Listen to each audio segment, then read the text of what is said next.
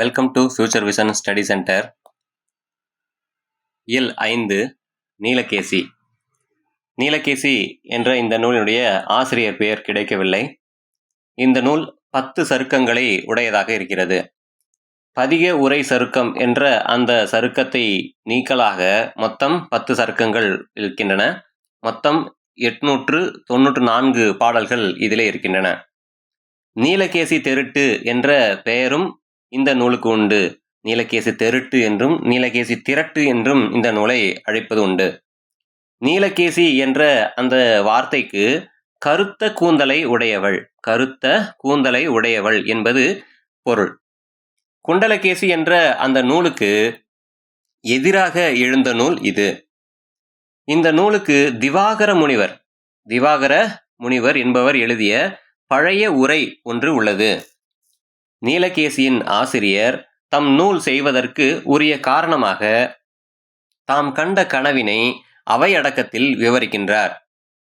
பழையனூர் நீலி என்று அழைக்கப்பட்ட பேய் பழையனூர் நீலகேசி என அழைக்கப்படுகிறாள்.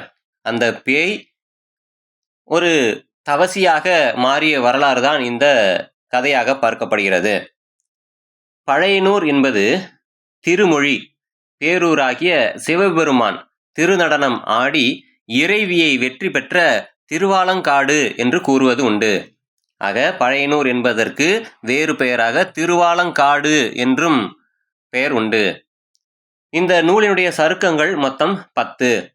முதலாவது தர்ம உரை சருக்கம், 2 குண்டலகேசி வாத சருக்கம், 3 அருக்கச்சந்திர வாத சருக்கம், 4 மொக்கலவாத சருக்கம், 5 புத்தவாத சருக்கம், 6 ஆசீவக வாத சருக்கம், 7 சாங்கியவாத சருக்கம், 8 வைசேடிக வாத சருக்கம், 9 வேதவாத சருக்கம், 10 பூதவாத சருக்கம் என்று 10 சருக்கங்கள் இந்த நூலிலே இருக்கின்றன.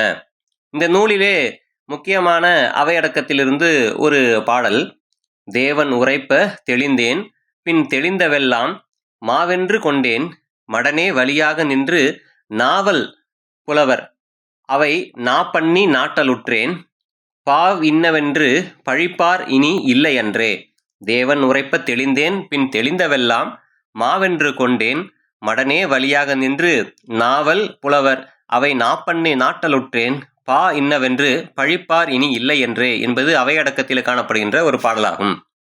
கடந்த நியமன தேர்வில் கேட்கப்பட்ட ஒரு வினா, கண்டேன் கிடந்தேன் கனவு இன்னது கண்டவாறே, இந்த வரி எந்த நூல் உருவாவதற்கு காரணமாக அமைந்தது என்பது வினா. கண்டேன் கிடந்தேன் கனவு இன்னது கண்டவாறே, இவ்வரி எந்த நூல் உருவாவதற்கு காரணமாக அமைந்தது? சரியான பதில் நீலகேசி. நன்றி.